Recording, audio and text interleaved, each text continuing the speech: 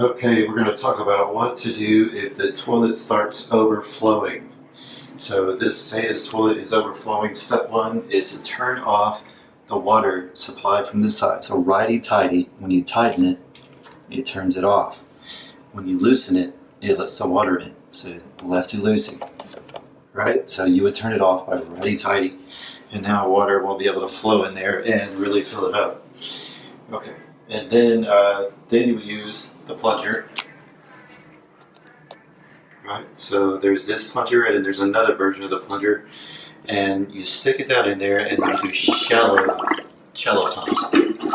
Just big pumps, shallow pumps.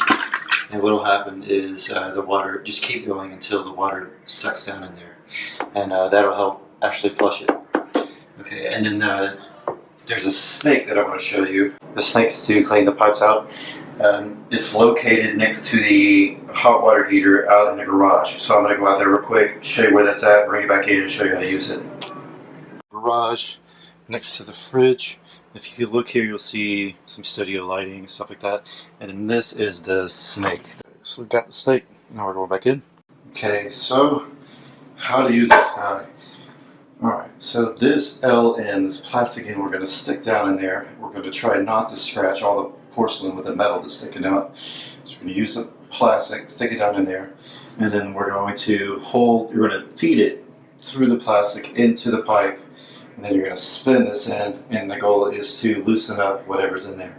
And a wise move would actually be to do this once a week, once a month, and it'll keep things flowing. So if the toilets for some reason keep stopping up and there's some drama, then this guy would be your fix. This guy would you use once a week or once a month. Okay, so basically what I'm going to do is I'm going to spin this guy, see how I can spin him, and feed the wire down into that to try to get it to go inside the piping.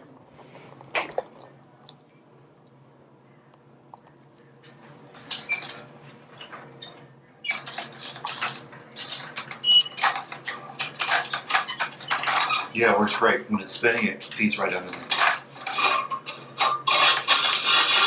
Okay, so now we got it in there.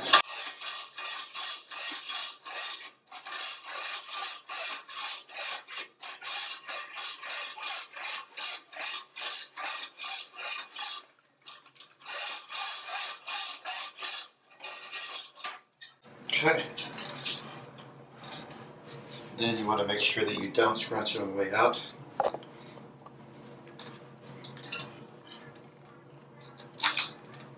And that's pretty much it. Then there are chemicals that we can put in there to clear out the piping as well. But basically I'm just covering all the bases. Turning out the water, plunging it, turning the water back on.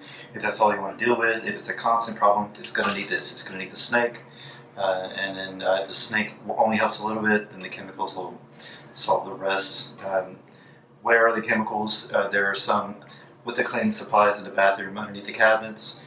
There's some under the sink in the kitchen, and I'll go and grab one to show you what it looks like. But the chemicals though are kind of rare compared to this mechanical thing here.